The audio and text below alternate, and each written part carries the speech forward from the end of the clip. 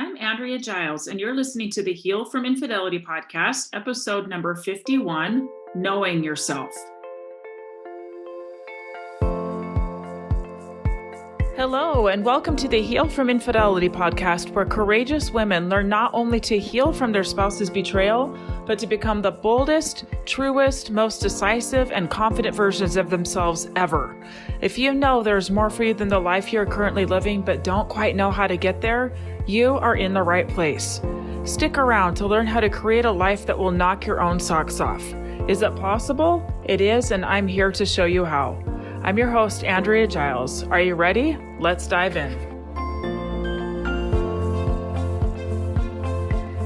Hello, everybody. I hope everybody's doing well. I am going to take a few minutes at the beginning of this podcast and just talk to you a bit about some things going on with me, some housekeeping, some things that are happening in my business, things like that. So first of all, last week, I got to go to a training. It was in Huntington Beach, California. I am working towards an additional training certification. It's about advanced relationships. I spent all day, every day last week being immersed in all things relationships, and I loved it so much. I learned a ton. I can't wait to bring it all to you. I already have started implementing some of it into my business with my clients this week. It's been really, really fun. I've learned a ton. I love continuing to push myself to learn new things, to always be challenging my brain to grow so that I can always bring that back to you, my people, my listeners, and to my clients. So something I wanted to just mention here is that a couple of things. First of all, as of a few minutes ago, this little podcast hit 50,000 downloads. So I just want to say to all of you who are listening, all of you who have shared it, thank you so much. Thank you so much for listening. Thank you for sharing. Thank you for being here. It's been such an honor and joy to do this podcast. I sincerely love doing it. I'm so glad that it's been helpful to you, my listeners, and just thank you for being here. Second of all, as I have mentioned before, I have a little one coming in December. I can't remember if I've mentioned it or not, but it's a girl. So we're having a little girl. And I have decided that I'm going to offer something that is going to be amazing. Starting this fall, I'm going to offer a group coaching program. It will be several months long.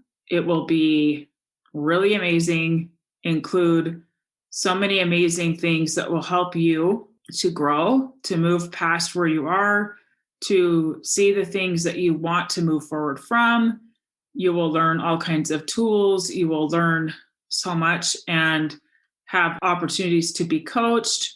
And you know what else is awesome is watching other people be coached. Because I tell you what, in this space, it's so easy to feel like you are the only one. Like nobody else gets it. I'm the only one.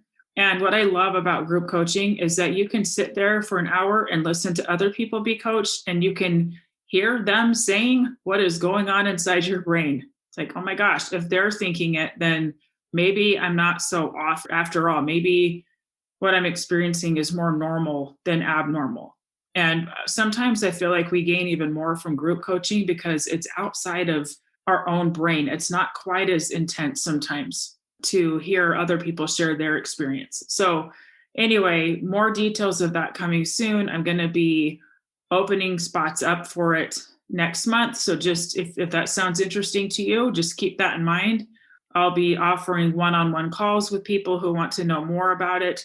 I will let you know when that is available, when you can jump in and see if that's something you're interested in. So anyway, now on to the topic, knowing yourself. You have heard me talk about this in different ways before, but probably not as much as I'm going to today. Okay. So you've heard me talk about the importance of knowing yourself, of loving yourself, of growing a relationship with yourself. But I'm going to talk about it even more and about why it's so important and how you can go about learning who you are at a deeper level. Okay, stick around. So first of all, something that I think that we can get confused about is like, well, shouldn't I like know myself well enough by now? Like, when do I ever just be done? Like, when do I get done knowing myself and just feel comfortable with who I am and just like complete? And what I want to say to you is that it is a journey. The work of knowing yourself and then loving what you know about yourself is a lifelong venture. It's lifelong. It doesn't end. Doesn't end because guess what, my friends? We're really complex and we're really awesome. And we're not simple beings. So it makes sense that it would take time, a lifetime, to learn who we are, to discover who we are. But the more we know, the more awareness we bring to what we know, the more we can grow. Because if we learn to know ourselves, then we can see ourselves, all of it. And I'm going to touch more on that a little bit later in this podcast, okay? But why do this work? Why? Because if you don't know what's going on, you can't change it. If you can't see it, you can't change it. Okay? If you can't see who you are or all of it, like if you don't know, you can't change. Now, that makes it sound like it's like negative stuff that we're trying to like not see. And it goes both ways. Like, what if there's amazing things about you that you have no clue about because they've always been there and you just don't even know because it's just like an automatic part of who you are. It's just who you are. And you can't see it because it's always been there. What if there are behaviors that you learned when you were like 3 that you don't know, that you can't see, and they're creeping up in your life and creating results for you? The more that you know those things, the easier it will be for you to change them if you want to see them, accept them, and then decide to strengthen, to grow, to change. But you have to know it first. You have to know, okay? So what does it even mean to know yourself? So first of all, your relationship with yourself is 100% foundational to all of the other relationships in your life. Now, most of us do it backwards. We look at the relationships outside of us and we get our sense of self from what other people are telling us. You know what? There's room for that. I think that we would have to be like sociopaths, basically, if we truly didn't care at all about what other people thought. Like, it would not be a healthy place to only care about what we think and nobody else matters. But here's what I am saying. Often we give that kind of power to people who have not earned it. Like, we care about the persons that we're sitting like on the plane next to, thinking something about what we're watching or what we're eating or whatever, like any number of things. Is like, why am I giving them any weight at all? Like, why do I care what they think? So part of knowing yourself is identifying whose opinions you are letting weigh in and why. Why does it matter? Why are you letting them have power over you, right? So we often look outside ourselves to tell us who we are, let us know who we are. And when that runs dry, what happens? We either go searching for more, or we feel like we're not good enough, or spin out, something like that, okay? So knowing yourself is foundational because it means that if you don't have that constant stream of validation, you know how to validate yourself. You know how to give it to you. So I'm going to ask you a question. If I were to ask you who you are, what would you say? What would you say? Pause and just think about it. Who are you? What would you say? What do you know about yourself? Now, oftentimes we have no idea how to answer that question. No clue. And we often will resort to the easiest option, which is going to our lower brain. But the problem with that is that often when we go to our lower brain, our egos kick in.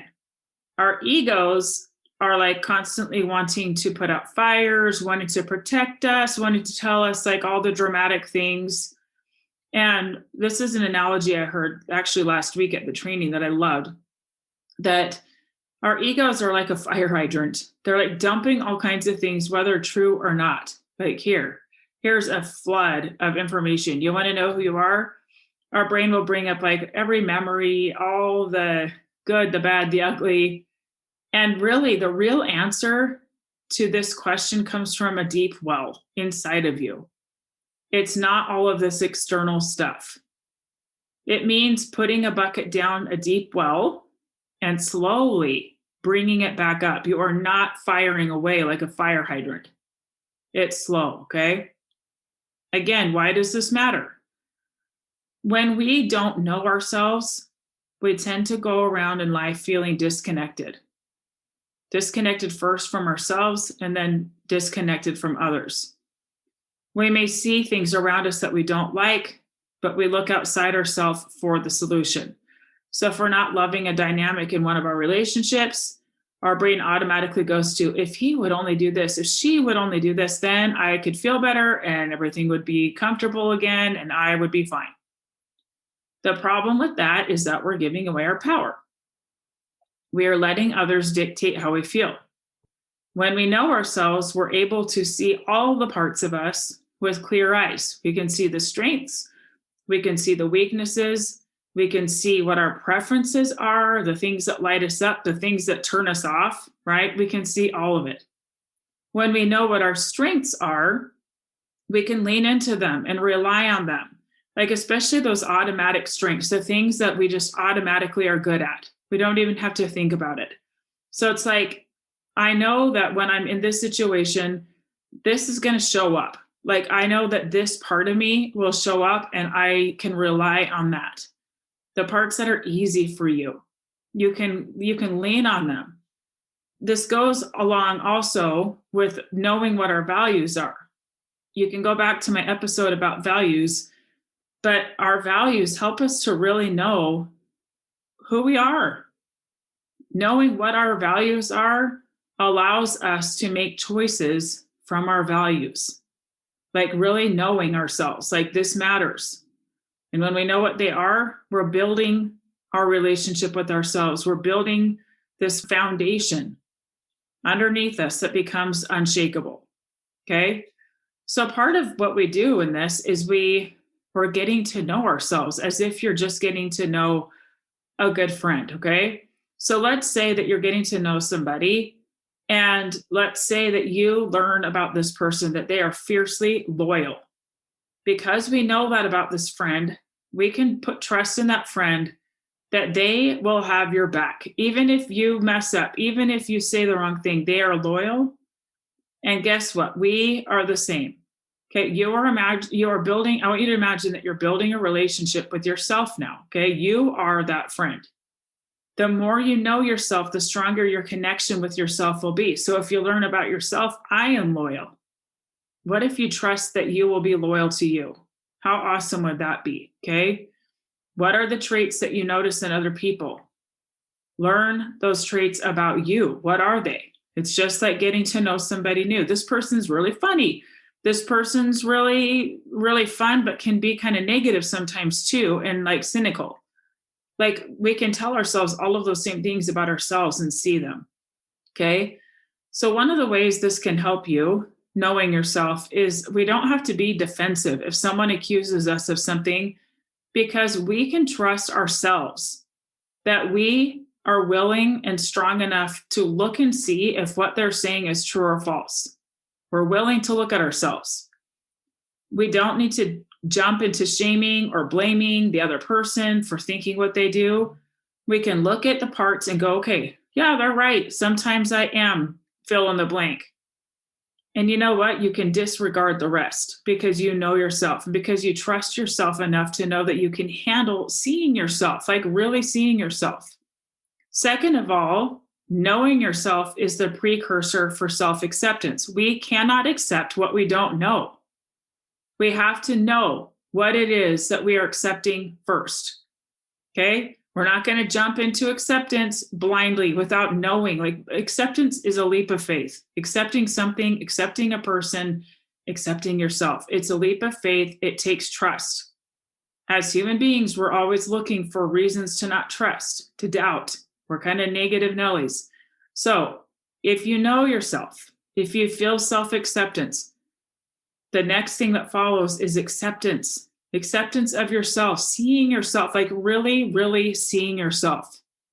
This is me, all the parts, and like holding space for all of it without judgment, without ridicule, just seeing it. Once we get to a place of acceptance, we're able to strengthen the parts we see in ourselves that we don't necessarily love, that we want to improve in. Now, here's the kicker. It's not because we think we'll be so much better when we strengthen those parts. You already are good enough. It's just because we want to, okay? I think of people who want to lose weight. Did you know that you never have to lose a pound to be more valid and legit and lovable? I think the best place to lose weight from is because you feel like it. That you know already that you're lovable, that you're very worthy, and that you prefer to wear clothes that are this size, that fit this way. You prefer having this amount of energy. You prefer whatever, this amount of muscle or whatever it is for you, okay? You're doing it because you want to keep growing. As human beings, we are wired to want to grow. We're wired to improve, okay? It's just because it's kind of like a fun game. Also, you'll be able to show up in your relationship stronger, whether married, single, whatever. You'll be able to show up stronger. And this is foundational for everyone. We all have all kinds of relationships, okay? So now I want to talk about how to get to know yourself. I'm going to read through a few tips, okay? Number 1, be still. Be still. Spend time with you, just like getting to know a friend. You're not chit-chatting over your friend when they're telling you their story. You're not sitting there scrolling on your phone. You're not looking away and talking to the person next to you while the person on your right is sharing themselves with you. Spend time with you, just with you, being with yourself, being still and quiet, not being busy, not distracting yourself, but being still. Listen to what you have to say like you would a friend. 2, find and remember your core values. If you forgot, if you haven't done the work from my values podcast, go find it and listen and do the work. Answer the questions that I ask in there. Number 3, find out what you are good at and not good at. Look at them. What are you good at? Just play around with this. What comes naturally for me? What are the things that are harder for me? Just look at them. Remember, we're not judging. Number 4, try out new things and see what lights you up. You know what? It might actually be trying things that you've already done with different eyes. You might be yeah, I've done this before, but I'm actually going to pay attention to my energy when I'm doing this thing, what I think, where my energy level is. Do I feel more positive? Do I feel more zippy? Or does this feel like a drain on my energy? Pay attention, okay? Things that I've learned about myself are that being outside, it just does me good. Even if it's in my yard, being outside helps me to feel more grounded. In particular, I've learned about myself that there's nowhere on this earth, you've heard me talk about this, where I feel more alive than at the ocean, particularly sitting in front of the waves or in the water, getting wet. I just feel alive. I feel vibrant. I feel just good. A close second is being in the forest. I love being in the forest and hiking through forests. I feel just alive. It feels vibrant to me. Number 5, ask for feedback. Now, going back to what I said early, not from just anybody. Be selective about who you are willing to ask and listen to feedback from. They have to have earned the right, okay, to give you feedback. Sometimes I ask my husband, tell me what you see in me. What do you see? Who do you see? What do you think I'm good at? What could I work on? You know what? We have a trusting enough relationship that we both can share both because we know that we have each other's back. We know that it's okay and normal to have strengths and weaknesses, and we're willing to tell the truth about that because we trust each other. Number 6, look at your relationships and how you are showing up in them. Do you like how you are showing up? Why or why not? How truthful are you being? How much people pleasing are you doing? How much are you denying how you actually feel? Are you being argumentative? Are you being defensive? Tell yourself the truth. Number 7, look at your automatic thoughts and feelings and evaluate them. Challenge them. What is working for you? What is not working for you? Why or why not? Now, I want to give you a warning, okay? As you start to see yourself more clearly, you may not always like what you see. I want to give you this little bit of wisdom, though. There is a reason why you are the way you are. There's a reason why you are exactly where you are today. Somewhere along the line, you developed these traits, and at the time, it seemed like a good idea. But maybe it's just not serving you now. I don't want you to punish yourself. I don't want to use this as a weapon against yourself, okay? It's just a way to see yourself and decide if you want to keep it or if you want to see it, accept that it's there, and then decide to strengthen it out of love for yourself, not out of punishment. You are right where you are because of a good reason, okay? We're all doing the best we can. So as you move forward, I'm just going to say again that knowing yourself, this work of knowing yourself, seeing yourself, it is the most important work you will ever do in your entire life. Because the more you see yourself, the more we are able to be us to everyone around us, the bigger impact we have. The more we can connect with others, the more we can connect with ourselves, the more honestly we walk through this life, knowing who we are. There is nothing more important. There is nothing more valuable. I hope that you can take these tools and try seeing yourself, try learning some things about yourself that you didn't know. See it as a fun challenge, like, let's have fun with this, okay? What I do know is that every single person has gifts and talents and traits that are so unique, that are just yours. They're just yours. How cool is that? Find them, own them. They are yours. Okay. Yeah, we all have our weaknesses too. And I want you to look at them and practice compassion with them. Okay. Compassion and love. It doesn't mean anything about you. It means that you're human and that we just have these things that we have to work through in life. Okay. That's what I've got for you today, my friends. Thank you so much for listening, and I will see you next time. All right. Bye-bye. Thank you for listening to the Heal from Infidelity podcast. If you would like to be kept in the know about upcoming free classes, new podcast episodes, and other ways of working with me, go subscribe to my weekly email. You can subscribe at andreagiles.com/lies-about-infidelity/. Again, it's andreagiles.com/lies-about-infidelity/. I will see you next time.